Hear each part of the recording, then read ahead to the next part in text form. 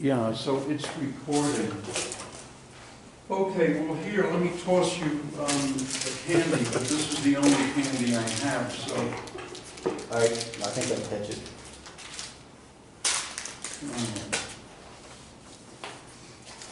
Okay, so what I'm going to talk about first today is accelerated coordinate systems.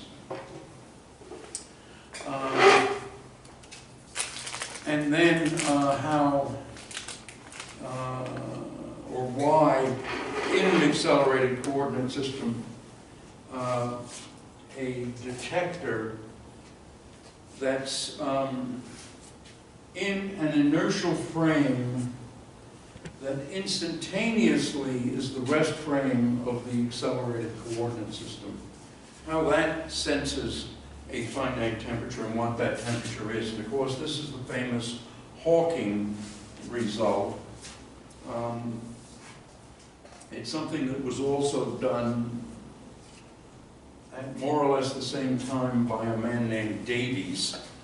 And he and somebody else wrote a book on the subject, quantum fields and curved space-time or something like that. Anyway, let's go back to real basics.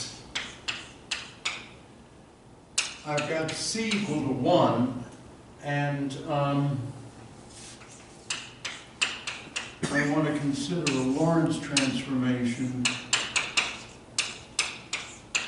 and we'll have y prime equal y, z prime equals z, and the inverse transformations, of course, are t is gamma t prime plus vx prime, x equals gamma x prime plus vt, and then these two. And of course, gamma is this funny thing that's 1 over the square root of 1 minus v squared. And as I said, we've got, of course, c equal to 1. And I'm going to have h bar equal to 1 most of the time. So the velocities in the x direction are u, which is dx dt, and u prime, which is dx prime dt prime. And if we just use these formulas up there, dx prime is gamma dx minus v dt, and dt prime is gamma dt minus v dx. And so dividing both sides by gamma dt, what we get is dx dt minus v over 1 minus v dx dt, or u minus v over 1 minus vu. So that's the famous formula for addition of velocities. Your x, is that supposed to be x prime plus vt prime? All right, let's try to get. Go up, second line. There is t prime. And let me make sure that's what my notes say. Yeah, the notes are right. I just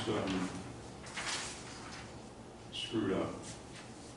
Okay, so that is the velocity, and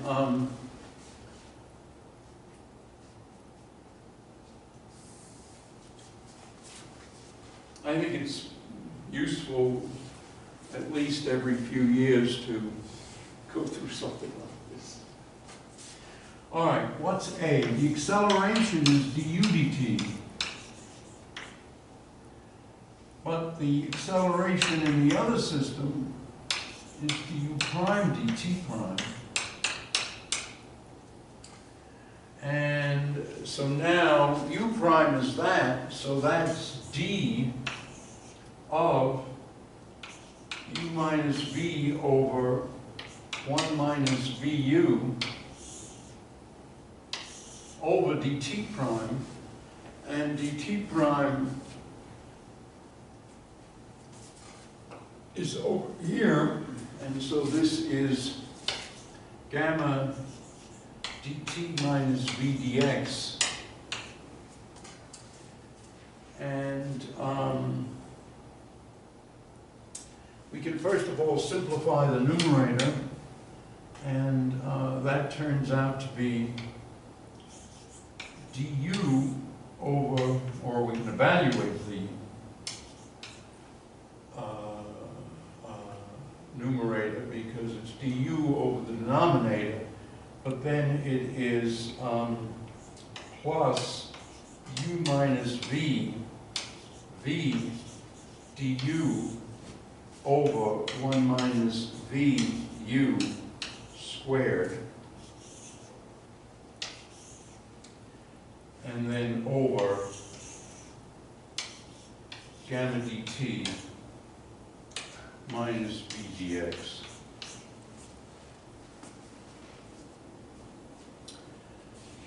And now these the numerator can be simplified, and then what we get is 1 minus v squared du over gamma 1 minus vu squared dt minus v dx.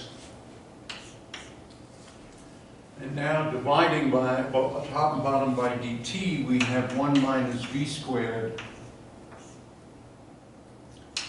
du dt, which is a, divided by gamma 1 minus vu squared 1 minus vu. So that's the, well, we haven't finished yet. That simplifies now somewhat. This thing here is cubed, and so we have 1 minus v squared times the acceleration divided by gamma 1 minus vu cubed. And 1 minus v squared is 1 over gamma squared, and so this really is the acceleration divided by gamma 1 minus vu, and all of that cubed. So that's the formula for the acceleration in the prime system. A prime is a. Another way of writing it is gamma cubed 1 minus vu squared. So v is the velocity of the other frame, and the velocity of the Lorentz transformation. So it should be a u is cube, the right? What's that? Should be a cube, 1 minus vu. Sorry, thank you. I had so many squares that I thought that was cubed. Yeah, sorry, I don't have any more candy. I forgot to buy some at Costco.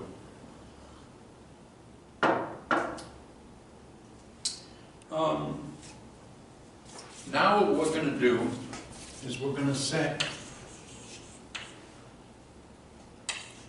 A prime to be a constant, A prime equal to alpha. So that means that the acceleration in the instantaneous rest frame of the frame moving instantaneously at u equal to v in the laboratory frame is a constant. In this case, u is equal to v. And so now, A prime, which is this constant alpha acceleration, which again is A over gamma cubed 1 minus vu cubed with Bobby's correction, is A over gamma cubed 1 minus v squared cubed. And this turns out to be that the gamma reduces the third power to the 3/2 power. So this is a over 1 minus v squared to the 3/2. And so that is 1 over 1 minus v squared to the 3/2 times du dt. And that's also equal to 1 over 1 minus u squared to the 3/2 du dt. And that is actually ddt of u over the square root of 1 minus u squared. Okay, so now in this accelerated frame, we have a fairly simple differential equation, one that we can actually integrate. We can integrate it to u over square root of 1 minus u squared is equal to, I think for simplicity we can just call this alpha t. We could have it at t0, but I'm just going to set it equal to alpha t. And now if we square that, we get u squared over 1 minus u squared is alpha squared t squared, and we can solve for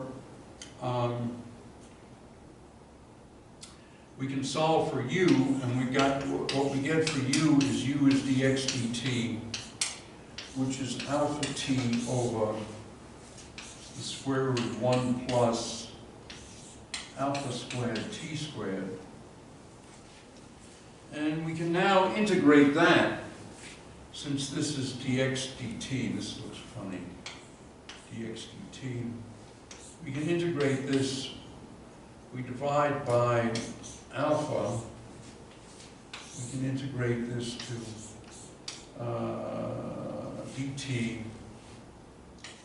alpha squared t, that's why I divided by alpha, square root of 1 plus alpha squared t squared, and this integrates to the square root of 1 plus alpha squared t squared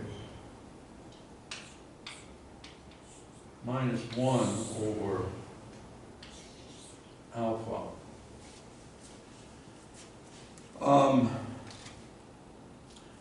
But I think what I'm going to do,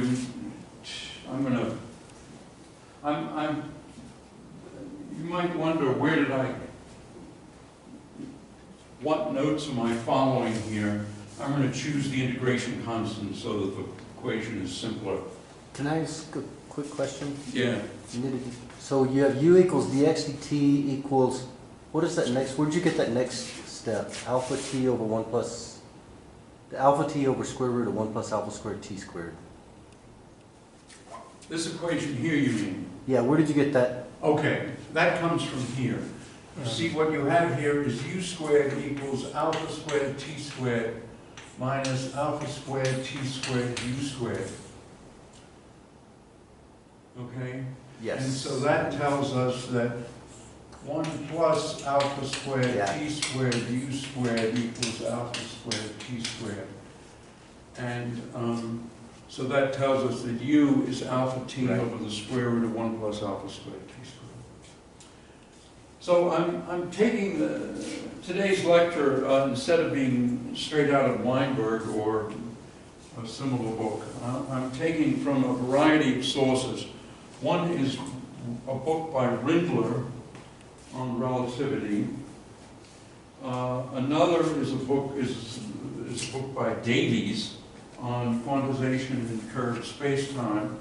And then there's a book by a guy named Maloney, who is or was at Los Alamos, and he has been thinking mainly about quantum optics and things related to that.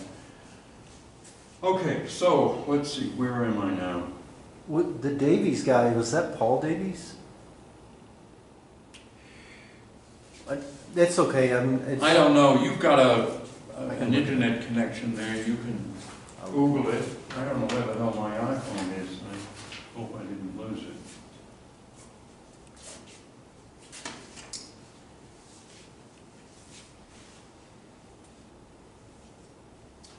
Okay, so the proper time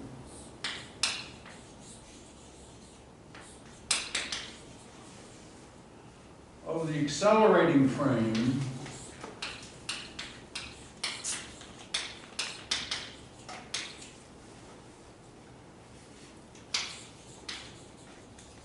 whenever I write accelerating, I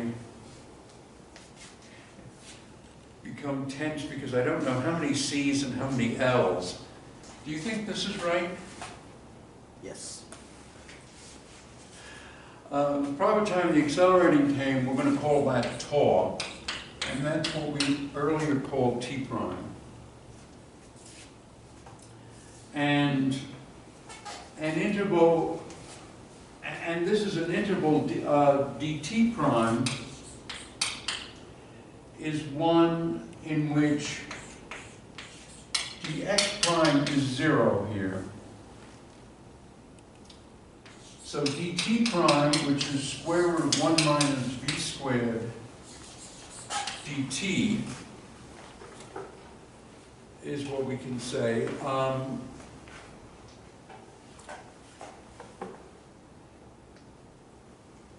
And another way of saying that is d tau is square root of 1 minus u squared dt.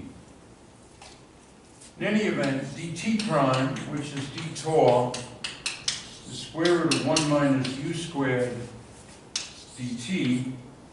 And of course, this makes sense because lab frame, in the lab frame dt, time goes by fairly rapidly, but the time in the fast-moving frame goes by much more slowly as u approaches 1.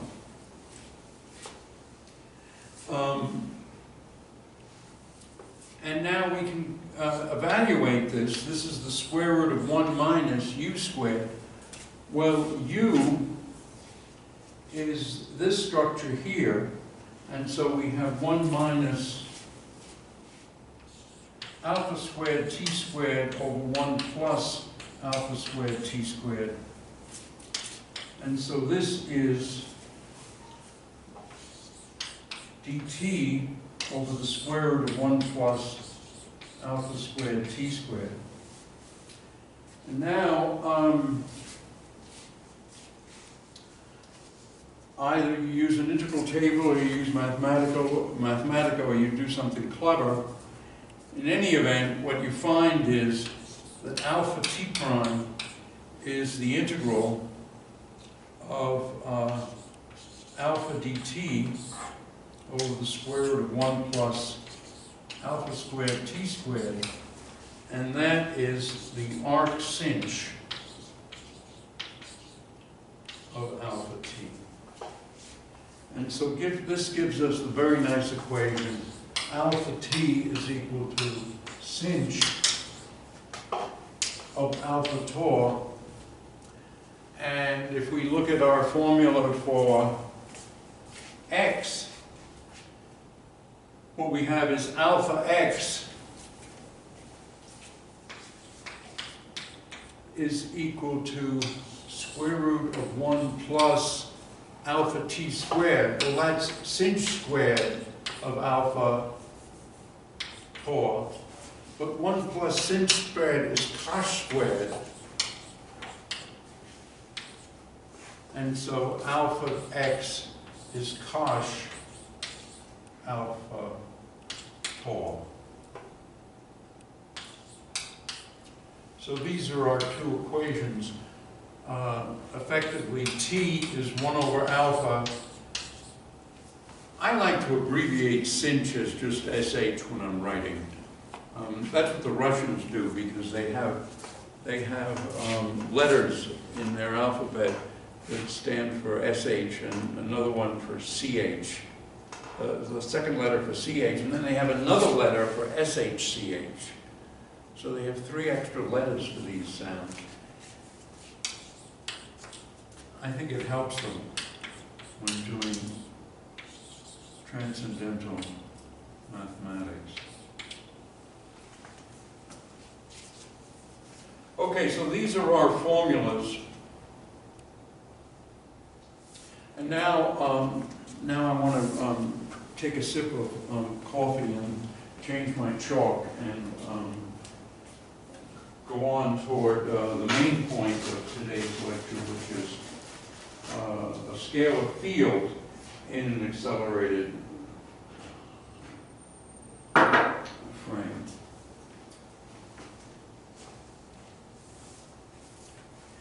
And what we're talking about here, we're going to talk about a scalar field to avoid the complexities of a vector field. So we have d cubed p over square root 2 pi cubed 2p0 a of p e to the I of px plus a dagger of p e to the minus I of px. And the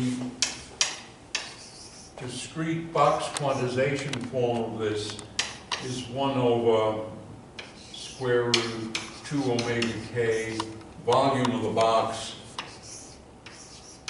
ak e to the I kx plus ak dagger e to the minus I kx.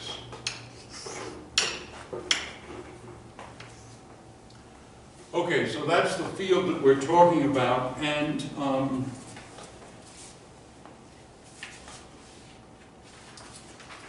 the first thing we're going to do is compute something that is called the 2-point function, or the 2-point Whiteman function. There was a physicist at Princeton named Whiteman who started a field of physics called axiomatic quantum field theory. It was a very hot topic for a 10 or 20 years, and then it kind of disappeared.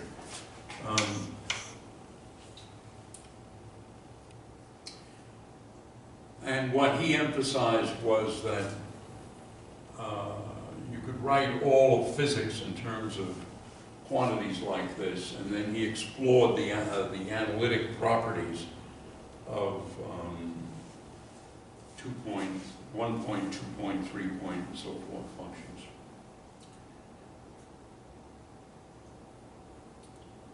So this, of course, is vacuum integral, and I guess I'll just write this as dqp prime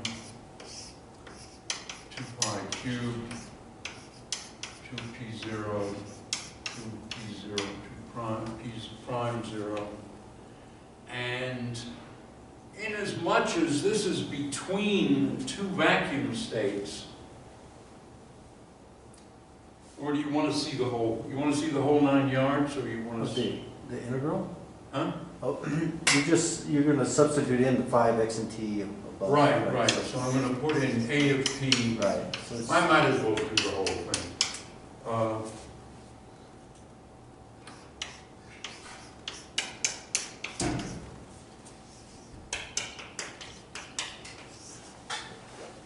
And times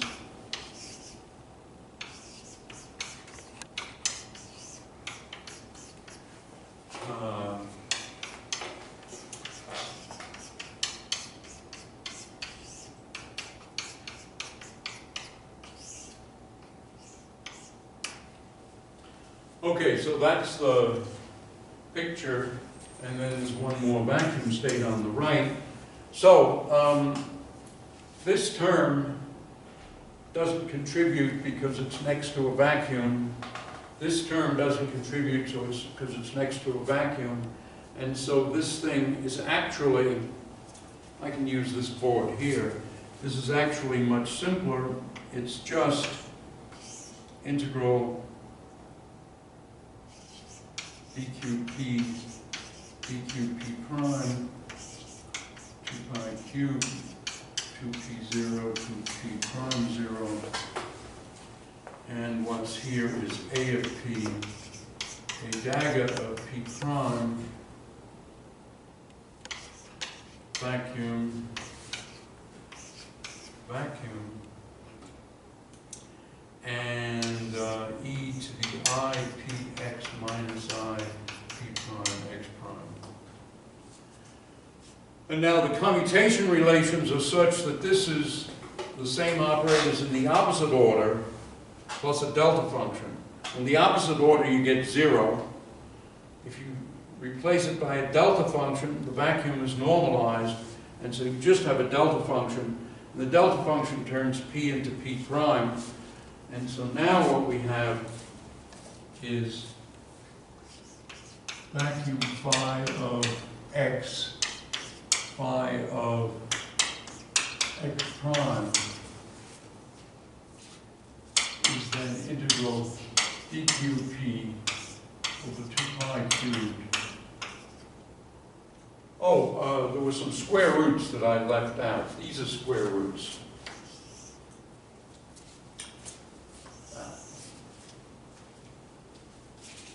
But now they just become 2p0.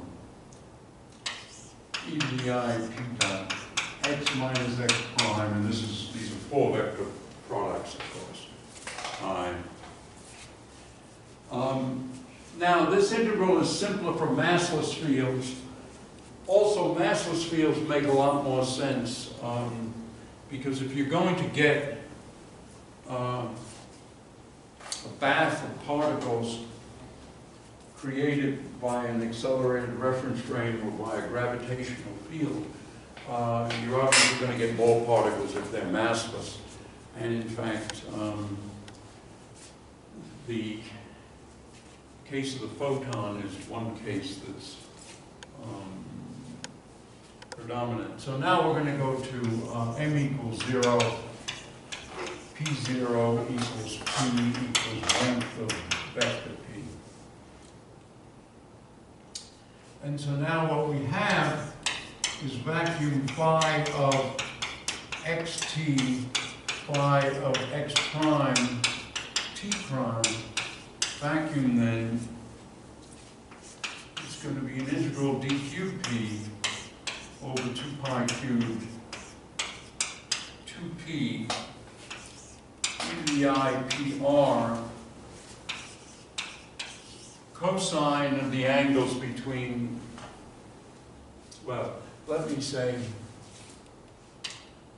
r is the length of x minus x prime. X minus x prime dot p is, I'm writing that as r p cosine of theta. So that's what that is. And then the rest of this is going to be minus ip t minus t prime.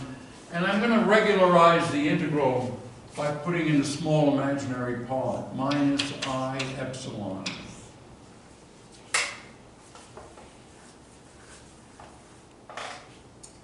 Okay.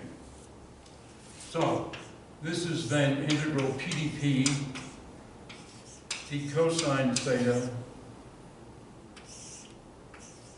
2 pi squared, so the integral over the azimuthal angle just gives us 2 pi. There's 2 left over because p0 is just p, and that cancels one of the p's. And so we have e to the I pr cosine theta minus I t, t minus t prime minus I epsilon. And we can do the cosine theta integral. It's the integral from -1 to 1. That just pops down a 1 over IPR. And so this is equal to an integral PdP over 2 pi squared of 2 e to the IPR minus e to the minus IPR divided by IPR minus IP, t minus t prime minus I epsilon.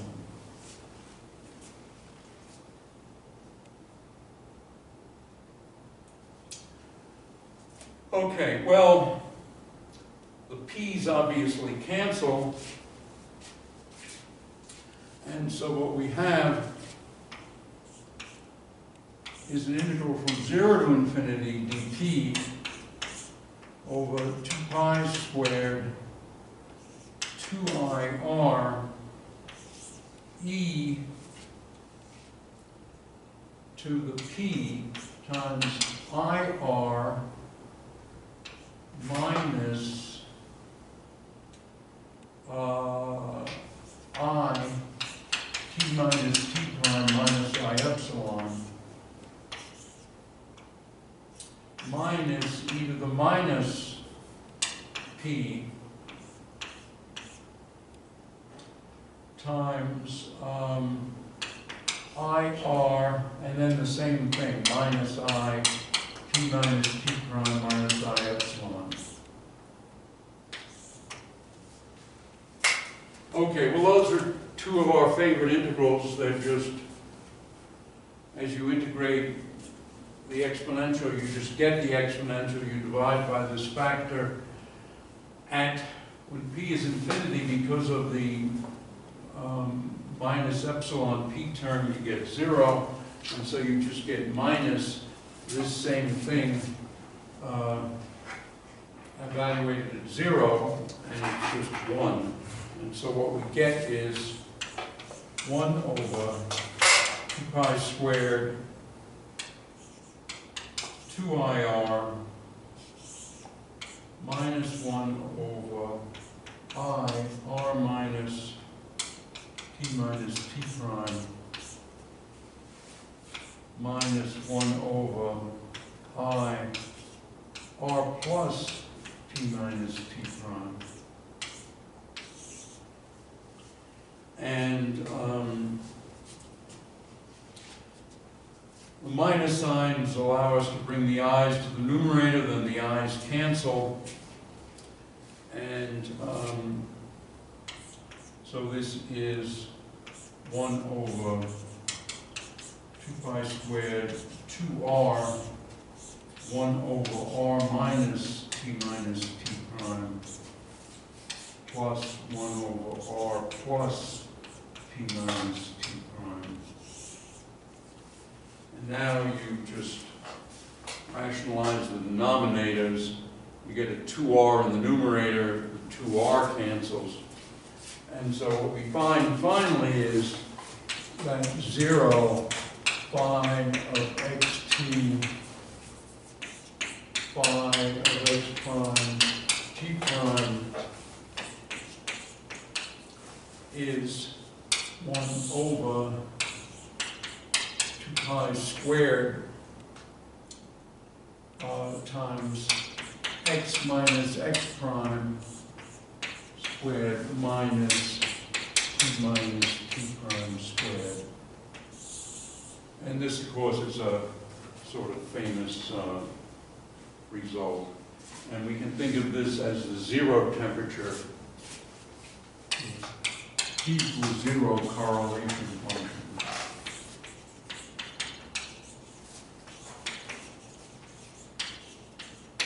By the way, how about the R's? Are there 2 R's, 1 L, or 2 L's? That's right. Thank you. All right. Now, the next thing we're going to do is we're going to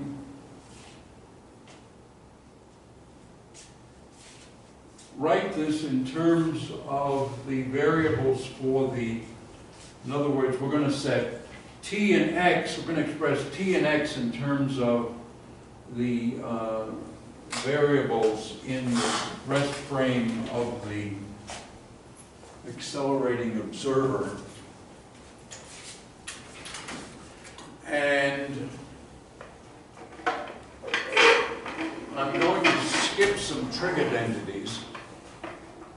It's too bad that I actually,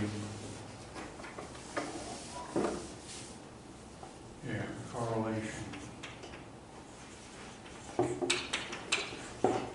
function. This I'm going to write as, so I'm going to use those formulas there. T is 1 over alpha sinh of alpha tor. X is 1 over alpha cosh of alpha tor. And so the 1 over alphas mean that we get an alpha squared in the numerator.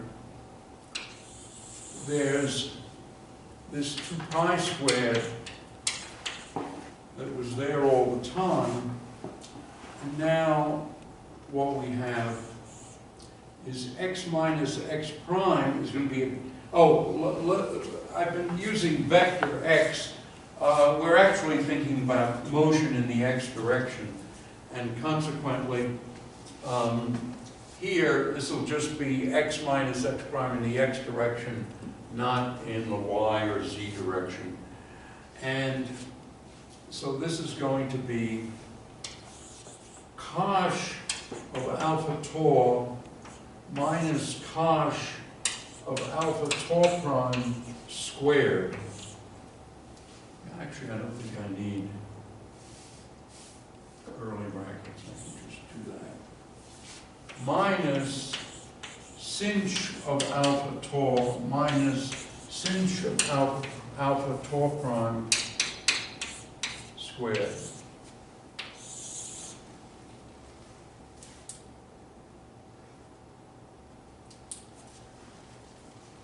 Okay, there are various hyperbolic trig identities that I never memorized, but I looked them up, I Googled them to evaluate this.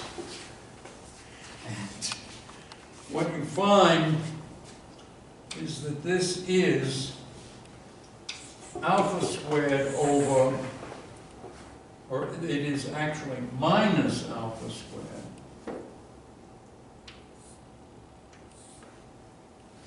minus alpha squared over 4 pi squared. And I'll write sinh out. Of sinh of alpha tor minus tor prime over 2. So that's a way of writing the t equals 0 correlation function. You write it in terms of the accelerating variable, the proper time in the accelerating, or in terms of the coordinates of the accelerating reference frame, you then get that expression. So now what I'm going to do is compute the 2-point function, or the Whiteman function, at finite temperature, and we'll see an expression that'll look a lot like that.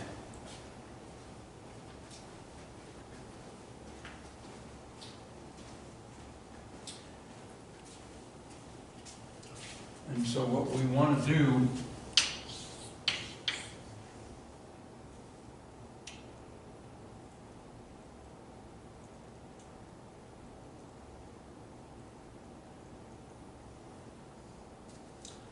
see, I've got some typos here that I have to fix.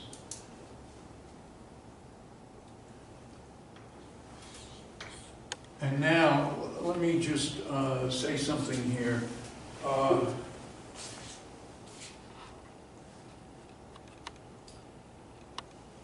I'm going to be looking at this same correlation function at 2 different proper times. The 2 different proper times, you see, will give us different x's, because if we look at tor and tor prime, we get t and x, and we get t prime and x prime. So this is equivalent to this. And in particular, then, this is going to be 0 tor and 5 0 tor prime.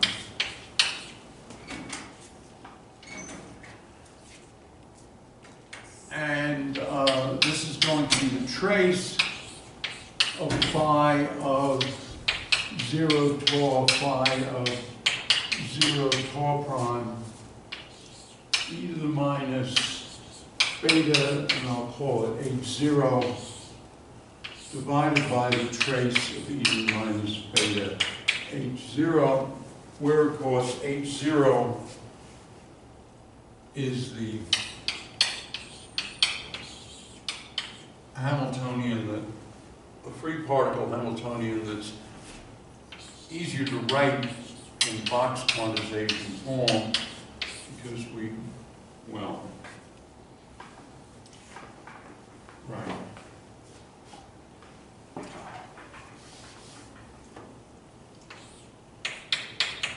I could just read my notes instead of trying to guess at everything. So that's that. And so then, if we look at A dagger of K, say, A of K at inverse temperature beta, here beta is 1 over KT, and I'm going to put a subscript capital B for Boltzmann on this sometimes,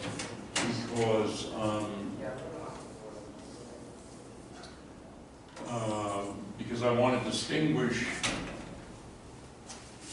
that K from the K of momentum. And let me see. Yeah, unfortunately, I used K for momentum for the rest of this treatment here.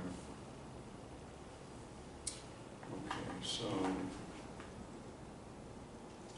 so this thing is the trace, and now I'm going to drop the explicit mention of K, and I'm just going to call this trace of A dagger A e to the minus beta omega K A dagger A, divided by the trace of e to the minus beta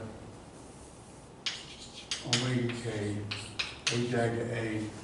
The point here is that in this trace, this is a linear sum of A dagger A for, well, A dagger A for all different momenta, but, and consequently, if we fix on a particular momentum, maybe I should put this K back in here. Then what happens is, although we have e to the minus beta H0 here, the trace over all the other modes besides momentum K is just unity, and it cancels. It's not unity, but it cancels here. And so what we're down to is just this simpler expression. And what we can say, first of all, using maybe this blackboard space, is the trace e to the minus beta omega K A dagger A is just a sum on n e to the minus beta omega K n, and this is just 1 over 1 minus e to the minus beta omega K. So that's this trace here. This one is then 1 over that trace. 1 over that trace is just 1 minus e to the minus beta omega K.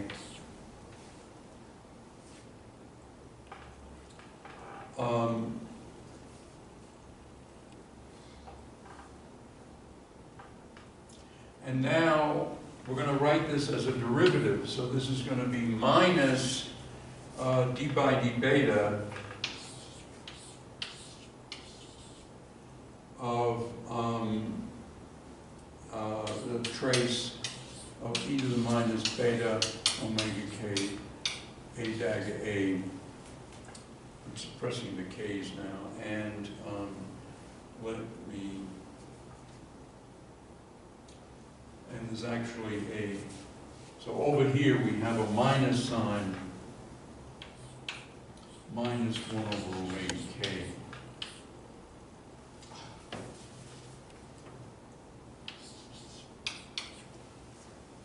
To cancel this minus sign and that omega k. And we know what that trace is, so that is minus 1 over omega k, 1 minus e to the minus beta omega k. And now d by d beta of this thing, which is just 1 minus e to the minus beta omega k to the minus 1. And all of that, as you well know, in fact you're probably impatient, is e to the beta omega k minus 1. And so this is the famous Planck distribution.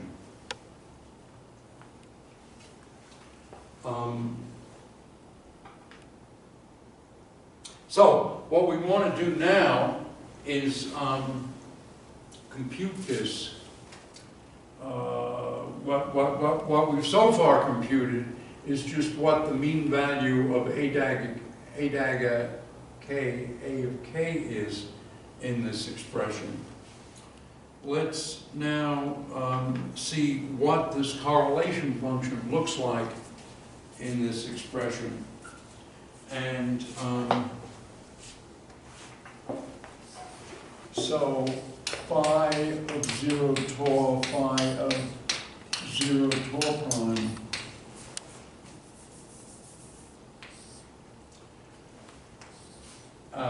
beta, and I should probably write this in a more elaborate way. This is going to be then the trace of phi of 0 tau, phi of 0 tau prime. So let me just add in. Oh, I already had that equation way up the top. Okay, e to the minus beta h0 divided by trace e to the minus beta h0. Okay, so what do we have here? What we have is, in fact, it's easier if we write this as a sum on k. We have 1 over 2kv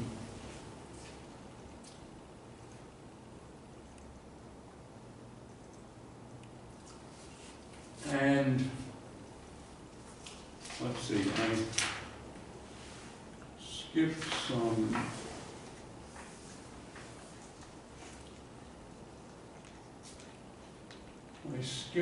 I re-edited and rewrote this thing so much that I deleted a great deal of, I deleted several equations, and what I got boiled down to this, so let me write it down. E to the beta omega k minus 1 inverse, e to the I omega k tau minus tau prime. So this is skipping a little bit. E to the beta omega k minus 1 inverse plus 1 e to the minus I omega k tau minus tau prime. And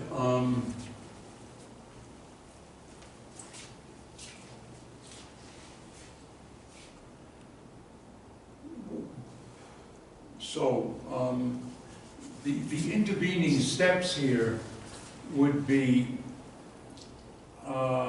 right. Do you want me to put in the intermediate steps? I think I can on the fly if you want. We can, I mean, you can if you want, but I think we can just take it from here, right?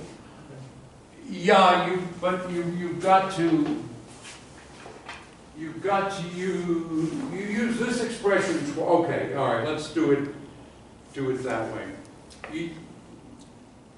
You use this expression twice, and the square root, and then what you realize is then if k and k prime are different, you're going to get 0 because you're doing a trace. And you're doing the trace, and the only other thing in the trace is something that doesn't change the number of photons of any mode. So if you have 13 photons of one momentum and 17 of another, the operator doesn't change those 13 and 17. And so what that means is that in this sum, you only get k equal to k prime terms. You get them to be of two forms, a of k times a of k dagger, and a dagger of k. So it would be a of k, a dagger of k prime, and a dagger of k, a of k prime. Those are the only ones that contribute. If you then use the commutation relation, which then is a Kronecker delta, because we're in box quantization, you get that expression over there after you've used the fact that the mean value of a dagger of k, a of k, at inverse temperature beta is given by this. So I should stick in a few more equations to do that, but that's what this comes from. This comes from the a dagger term, this one here, and that's the Kronecker delta. Now, so in doing this part of the calculation, box quantization is useful. In doing the rest of the calculation, it's better to go to the continuum. And let me get a swig of coffee.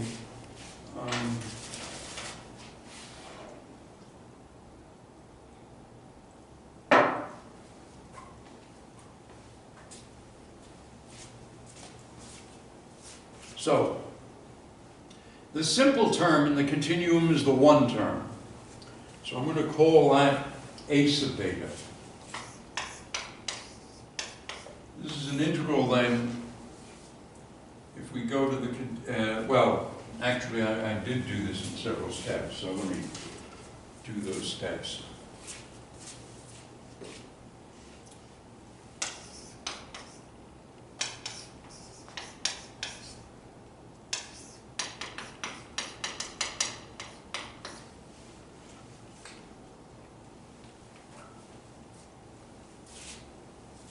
That's curious. Why do I have...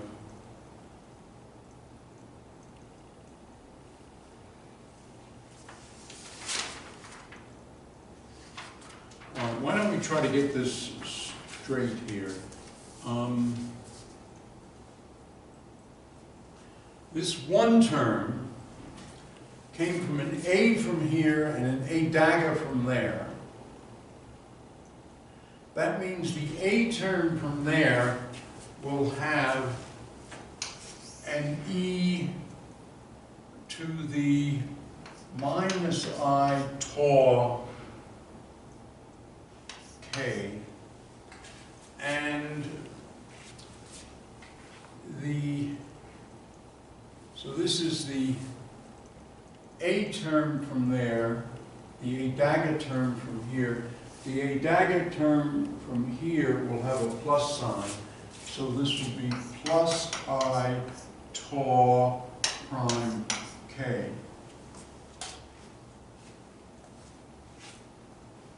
So this formula is right, and what I need is a minus sign here.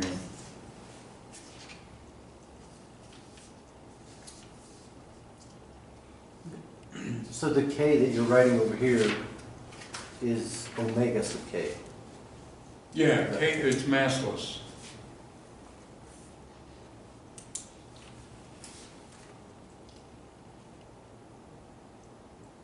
Okay. Now if we go to the continuum, this is an integral d cubed k, since it is massless.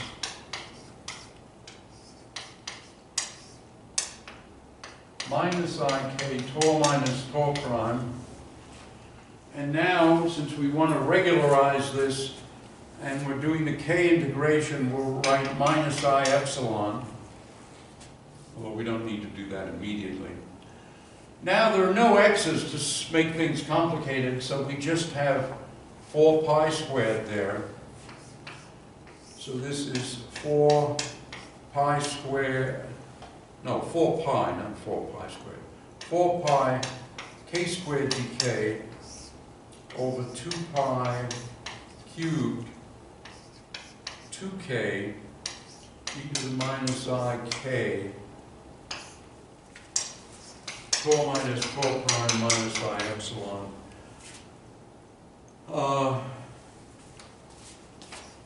This gives us so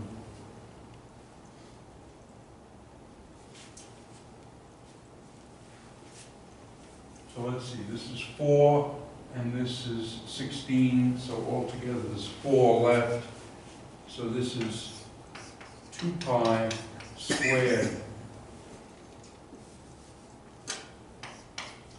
1 over 2 pi squared, we've got k dk,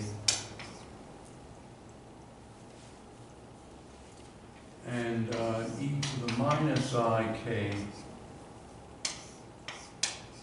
4 minus 4 prime minus I epsilon. And I'm going to, and this is 0 to infinity. And I'm going to be writing that as I dd tau of the integral 0 to infinity dk over 2 pi squared e to the I minus I k tau minus tau prime minus I epsilon. We do the integral, let's first have I d by d tau, and doing that integral gives us 1 over minus I tau minus tau prime. I then set epsilon equal to 0. So that's the factor from the integration. We then get a minus 1. So that's the thing we're differentiating. And this gives us, let me get this straight. I guess the minus signs cancel and the i's cancel. So we have d by d tau. Oh, I forgot the 2 pi squared.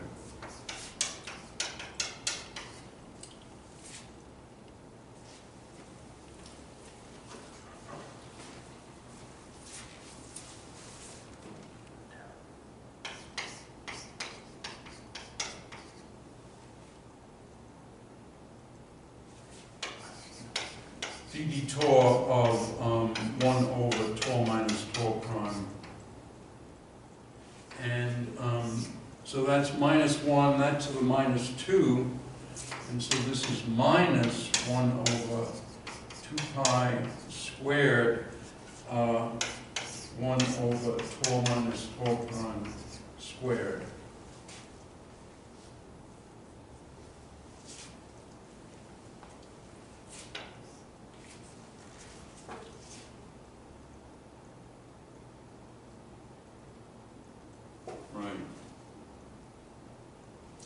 And that's, of course, the limit as epsilon goes to 0.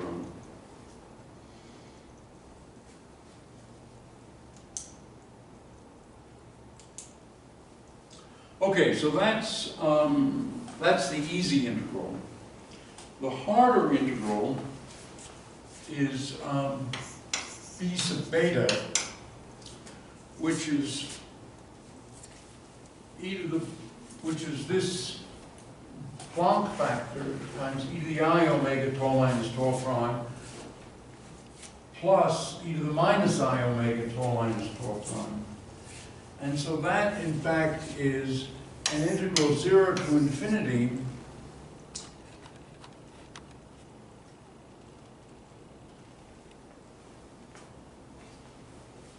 I'm a little puzzled as to why I lost a factor of 2.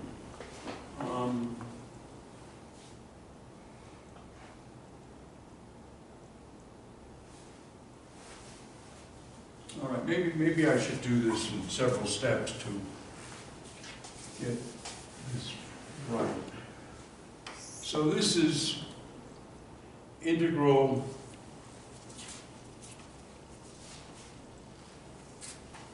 once again, oh, there was a 4 pi. That's what did it. Right, so it's basically this integral. So we're down to, right, kdk. All right, I'll go with what I had. Kdk over 2 pi squared. Because the angular integrations, the angular factor and the 2 pi cubed 2k, that's all the same. And so we get to this stage automatically. But now we don't need any regularization because we have Planck's factor of e to the beta omega k minus 1 inverse. And then the 2 exponentials give us 2 cosine of k, 12 minus 12 prime. Well, fortunately, I have access to Mathematica, and let me actually, this is part of something else. And the answer actually is 1 over 2 pi squared, 12 minus 12 prime squared, minus 1 over beta squared, sinh squared of pi 12 minus 12 prime over beta. Okay. So now you have a rather remarkable cancellation. In fact, when dealing with these hyperbolic trig functions, there are really surprising cancellations. The result is that this cancels that. Oh. Yeah. And consequently, our value of the 2-point function at temperature, inverse temperature beta is simply minus 1 over beta squared sinh squared of pi 12 minus 12 prime over beta. And now we want to compare this with the previous expression, which was minus alpha squared over 4 pi squared sinh squared alpha 12 minus 12 prime over 2. And now, if we compare these two, we see that they're equal only if 2 things work out. Namely, 1 over beta squared is equal to alpha squared over 4 pi squared.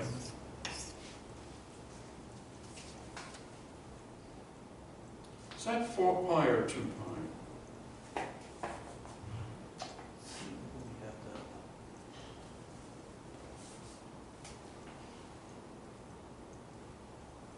What was? So I'm looking for it over here. Oh, it's right there. Yeah, it's you have 4 pi over there. Oh, that's right. It was a 4 pi because there's an extra thing that comes from these crazy hyperbolic trig functions. Okay, so that's one relation.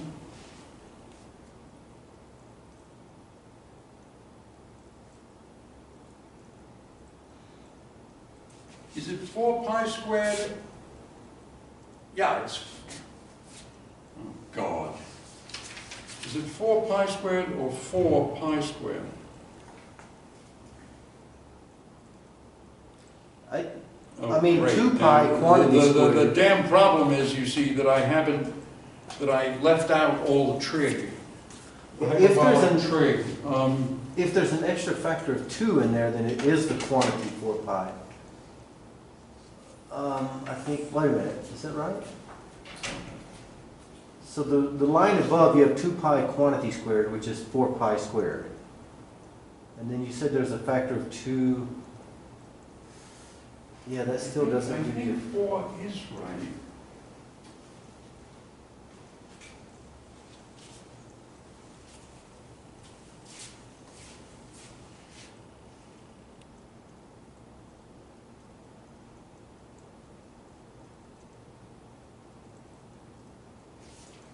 Well, I'm a little troubled because this says 1 over beta is alpha over 4 pi, and I don't like the 4 pi because this says kt is alpha over 4 pi, or t is alpha over 4 pi k, k being k Boltzmann.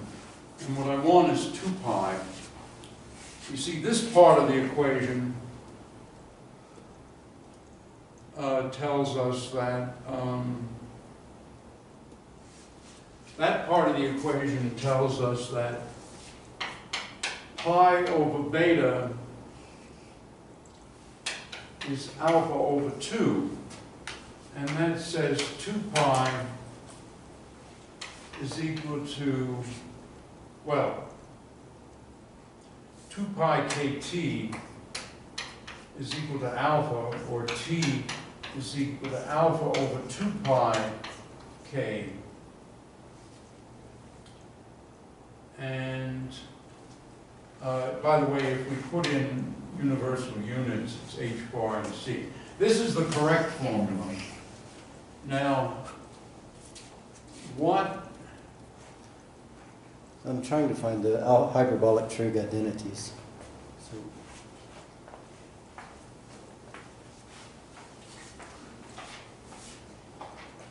So this term's going to give you a cosh squared minus sinh squared. That cancels. This cancels.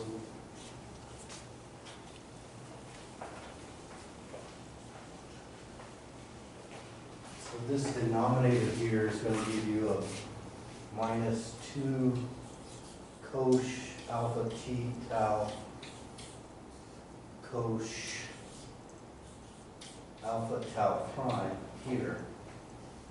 Right. And And plus, you're going to plus this thing. Alright, so then, so this is going to be 2 sinh alpha tau. Let me get rid of this too. Sinh alpha tau prime. Minus. Right. Okay, and then, but then you have cosh squared minus sinh squared is 1, plus cosh squared minus sinh squared is 1, so you get plus 2. But I think that's a, oh yeah, you're right, that's plus 2. Right. Okay, so you have a plus 2 there. Or, Where's the camera? We might as well have the camera pointed at us. Well, let's put the 2's in without too many parentheses. So basically, it's 2 alpha tor prime minus 2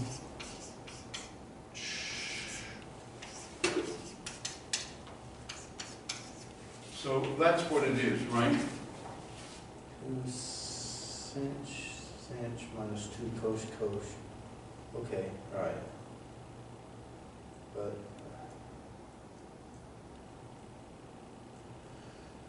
And then there are trig identities which work this out, and alright, so I thought I used them correctly, but could be a 2 cosh.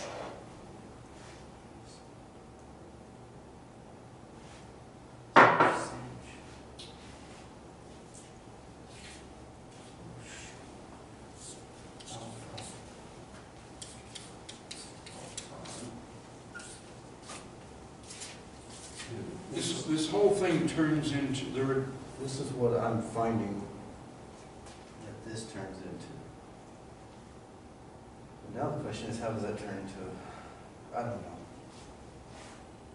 There were a whole bunch of, oh, yeah, you've got the right, that's exactly what I used. And then I think the next one is right, the sinh It's squared. yeah, there it is, it's that one there.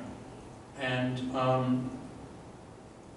so we can say this is minus 2, oh, well, that's too complicated. You just put minus here, and actually, I think you're right. Minus 2, minus 1 plus. So now you have the minus 1 plus cosh. Right, minus 1 plus cosh of this is equal to, there's the minus 2.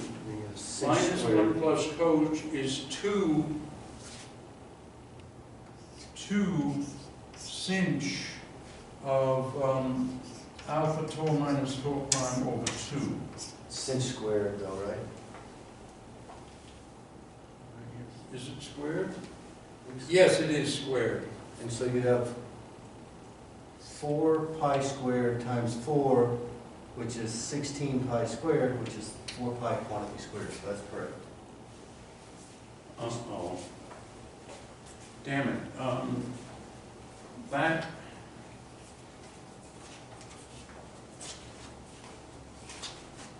All right, did I miss a factor of 2 somewhere else?